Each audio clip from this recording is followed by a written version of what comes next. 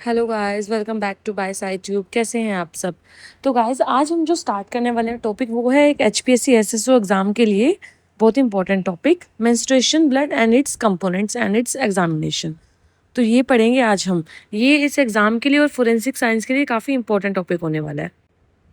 So first of all, menstruation blood होता क्या है? Menstruation blood is the blood and tissue discharge from the uterus. ठीक है, जो जिसका डिस्चार्ज कहाँ से होगा? यूट्रस से, ब्लड का और टिश्यू का, during menstruation period due to cyclic shedding of endometrial line in the absence of pregnancy. देखो, हर मंथ 28-30 डेज की साइकिल होती है ये मेंस्ट्रुएशन साइकिल। इसमें अगर प्रेगनेंसी नहीं होती तो एंडोमेट्रियल टिश्यू की शेडिंग की वजह से क्या होता है? ब्लड का डिस्चार्ज होता है। It is not pure blood, ये प्योर ब्लड नहीं होता but a mixture of blood, tissue के fragment, secretion, cells and enzymes. ठीक है, इसको हम प्योर ब्लड नहीं कह सकते। जो हमारा पेरिफेरल ब्लड होता है वैसा नहीं होता है इसमें, बल्कि टिश्यू के फ्रेगमेंट्स भी प्रेजेंट होता है, सेक्रेशन भी, सेल्स भी और कुछ एंजाइम भी। इन forensic science, identification of menstruation blood is important in sexual assault. ठीक है, फोरेंसिक साइंस में हम इसको आइडेंटिफाई करके सेक्शुअल असोल्ट का पता कर सकते हैं। Cases to distinguish it from peripheral blood, कैसे कर सकते हैं कि पेरिफेरल ब्लड से ये डिफरेंट होता है, उसको डिस्टिंग्विश करके हम पता कर सकते हैं कि सेक्शुअल असोल्ट हुआ है या नहीं हुआ। And to link the victim with the subject. ठीक है, अब इसके कंपोजिशन क्या क्या होते हैं मेंस्ट्रुएशन ब्लड के? एक तो ब्लड होगा, arterial, venous and capillary blood, कुछ भी हो सकता है। ठीक है, तीनों टाइप से हो सकते हैं। एंडोमेट्रियल टिश्यू के फ्रेगमेंट्स पाएंगे, जो कहाँ से होंगे? ग्लैंड, स्टोमल सेल या टिश्यू डेब्रिस हो सकता है। वेजाइनल का सेक्रेशन होएगा, साथ में सर्वाइकल म्यूकस और वेजाइनल म्यूकस, ये दोनों प्रेजेंट होंगे। वेजाइनल एपिथेलियल सेल होंगी। अब एपिथेलियल सेल में कौन सी होंगी? Superficial cell, intermediate and parabasal cell such as glycogen cell. ठीक है, डब्ल्यूबीसी सेल प्रेजेंट होंगी, जैसे कि जो न्यूट्रोफिल्स, मैक्रोफेजेस, लिम्फोसाइट्स होगी, और बैक्टीरिया भी प्रेजेंट होंगे, कुछ एंजाइम भी होंगे जैसे कि फिब्रोनेलाइसिन और protease enzyme, water, protein, lipid, electrolytes, hormones and cellular debris, ये सब प्रेजेंट हो सकता है। The most characteristic component of menstruation blood are endometrial tissue fragment. सबसे जो इंपॉर्टेंट कंपोनेंट है मेंस्ट्रुएशन ब्लड का वो क्या होगा? एंडोमेट्रियल टिश्यू के फ्रेगमेंट्स। और क्या होगा? फिब्रिनोलाइसिन एंजाइम और glycogen rich vaginal epithelial cell. Epithelial cell होंगी, उसमें कौन से रिच होंगे? फिब्रिनोलाइसिन और glycogen rich vaginal epithelial cell present होंगी। अब बात करते हैं करेक्टरिस्टिक फीचर्स के, कि इस ब्लड के करेक्टरिस्टिक और फीचर्स क्या क्या हो सकते हैं। Dark red to brownish red हो सकता है कलर में। ठीक है, less viscous and does not clot easily, clot नहीं होता। कंटेन एडनोमेट्रियल टिश्यू फ्रेगमेंट, जो हमने पहले भी बात की।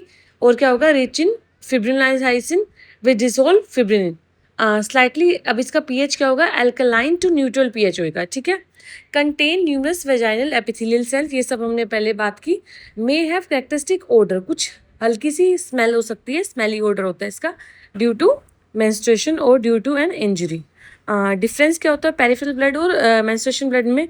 देखो, सोर्स क्या होगा उसका? पेरिफेरल ब्लड का क्या होगा? ब्लड की वेसल्स होंगी, और जो हमारा मेंस्ट्रुएशन ब्लड है उसका सोर्स वो कहाँ से आएगा? यूट्रस से। ठीक है, सेकंड क्या है? क्लोटिंग। जो पेरिफेरल ब्लड है वो इजीली क्लोट कर जाएगा, और ये क्या होता है? रेयरली क्लोट करता है। फिब्रिनोलाइसिन एब्सेंट होता है पेरिफेरल ब्लड में, और इसमें क्या होता है? हाई अमाउंट में प्रेजेंट होता है। एंडोमेट्रियल टिश्यू एब्सेंट होंगे पेरिफेरल में, और इसमें क्या होंगे? प्रेजेंट होंगे। वेजाइनल एपिथेलियल सेल उसमें एब्सेंट होंगी, और मेंस्ट्रुएशन में क्या होंगी? प्रेजेंट होंगी। ठीक है, बैक्टीरिया मिनिमल हो सकते हैं, एब्सेंट होंगे, और उसमें क्या होंगे? नॉर्मल वेजाइनल में प्रेजेंट होंगे। तो काफ़ी सारे कैरेक्टरिस्टिक डिफरेंस हो गए, जिसके हिसाब से हम इनको डिफ्रेंशिएट कर सकते हैं, पेरिफेरल ब्लड और मेंस्ट्रुएशन ब्लड को। अगर हमें अब सैंपल मिला जिसको हमने टेस्ट करना है, पता करना है कि मेंस्ट्रुएशन ब्लड है या पेरिफेरल ब्लड है, तो उसके लिए हम सबसे पहले क्या करेंगे? Collection of sample. सैंपल को कलेक्ट करेंगे वियर ग्लव्स के साथ एंड यूज स्टाइल इंस्ट्रूमेंट। ठीक है, collect using style cotton swap से लेंगे अगर कहीं पे सैंपल है तो, या गोज स्टाइल पेपर, जैसे भी होगा सैंपल इसका लेंगे। Collect from vagina cloth. अब कहाँ कहाँ मिल सकता है? वेजाइना से मिल सकता है, क्लोथ्स पे मिल सकता है, मेनली सेक्शुअल असॉल्ट के टाइम पे ये बेडशीट्स पे, क्लोथ्स पे, इस टाइप से मिलता है। ये सैनिटरी पैड से मिल सकता है, टैम्पॉन्स, टावल्स को, इस टाइप से क्या हो सकते हैं? ये सैंपल हम ले सकते हैं। उसको सब क्या करेंगे? एयर ड्राई करेंगे पूरा, pack in clean paper, clean paper में एनवेलप में पैक करेंगे। ठीक है, और लेबल करेंगे उसको प्रॉपर, उसकी डिटेल्स, डेट, टाइम, प्लेस, कब कैसे मिला, और उसके बाद seal and maintain chain of custody. ठीक है, उसके बाद प्रिजर्व कैसे करेंगे? एयर ड्राई करेंगे sample completely, store in a clean paper bags. ठीक है, keep in cool place, refrigerate करेंगे सैंपल को, protect from moisture, heat and contamination. और avoid touching the stain with bare hands.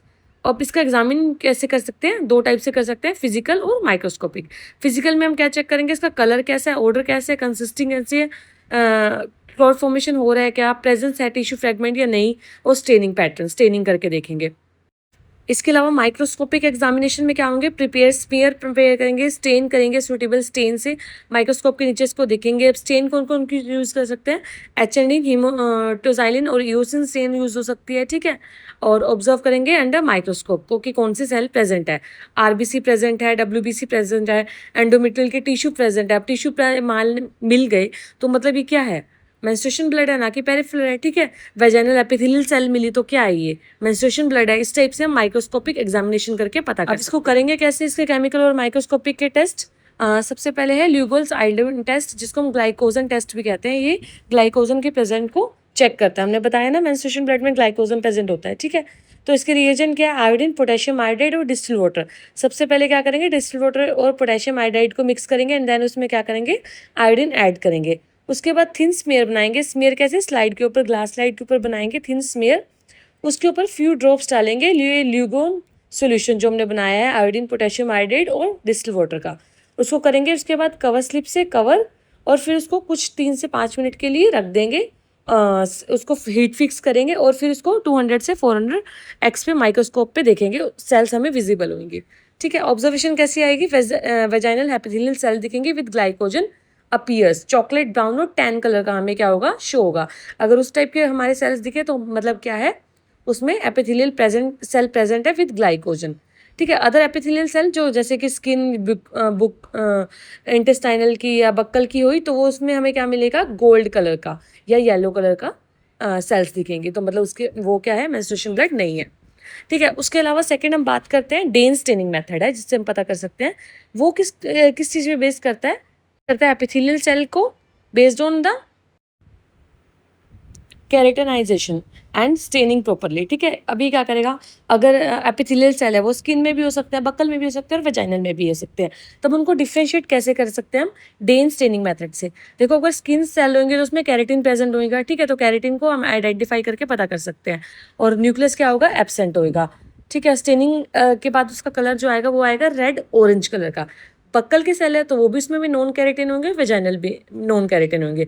अब इन दोनों को कैसे डिफ्रेंशिएट करेंगे, न्यूक्लियस भी इनमें प्रेजेंट है, तो जो बक्कल के सेल है उसमें जो स्टेनिंग का कलर आएगा वो आएगा ऑरेंज पिंक कलर का, और जो वेजाइनल सेल है उसमें आएगा ब्राइट ऑरेंज कलर का। तो इस टाइप से हम कलर के हिसाब से इसको डिफ्रेंशिएट कर सकते हैं। उसके बाद थर्ड जो हमारा केमिकल मेथड है वो है फिब्रिनोलाइटिक टेस्ट। इसमें फाइब्रिन को हम चेक करेंगे। इसमें क्या करेंगे, मेंस्ट्रुएशन ब्लड क्या होता है, हमें पढ़ा कि उसमें फाइब्रिनोलाइसिन एंजाइम होता है, ठीक है, जो क्या करता है, डिजोल्व फिब्रिन उसमें क्या होगा, डिजोल्व हो जाएगा। तो सबसे पहले हम क्या लेंगे, सलाइन का एक्सट्रैक्ट लेंगे of stain is made up to 2 ml, मतलब जितना भी हमारे पास सैंपल है उसको सलाइन से 2 ml तक बना लेंगे and divide into 2 test tube. 1 ml से उसको 2 टेस्ट ट्यूब में ट्रांसफर कर लेंगे। उसके बाद फर्स्ट ट्यूब में हम क्या डालेंगे, ह्यूमन का फिब्रिन डालेंगे और इंक्यूबेट करेंगे 37 डिग्री पे 24 आवर्स के लिए। डिग्री ऑफ फिब्रिनोलाइसिस बताएगी कि डिफरेंस क्या है हमारा। फिब्रिनोलाइसिस अगर हुआ तो क्या है, वो मेंस्ट्रुएशन ब्लड है, और फिब्रिनोलाइसिस नहीं हुआ, फिब्रिनोलाइटिक एक्टिविटी नहीं दिखी, तो वो क्या है, हमारा पेरिफेरल ब्लड है, ठीक है। अब ये सब क्या हो तो क्या होगा, टेस्ट जिससे में पता कर सकते हैं कि वो क्या है, मेंस्ट्रुएशन ब्लड है या human blood sorry peripheral blood है। So this is all about menstruation blood and examination कैसे करते हैं, कैसे सैंपल लेते हैं, क्या क्या टेस्ट करते हैं। तो ये काफ़ी इंपॉर्टेंट टॉपिक है हमारा एसएसओ के एग्ज़ाम के लिए। और नेक्स्ट टॉपिक भी हम इसी टाइप से हम पढ़ेंगे, एक एक टॉपिक 5 मार्क्स के क्वेश्चन के हिसाब से। So stay tuned guys and follow for more. Thank you for watching.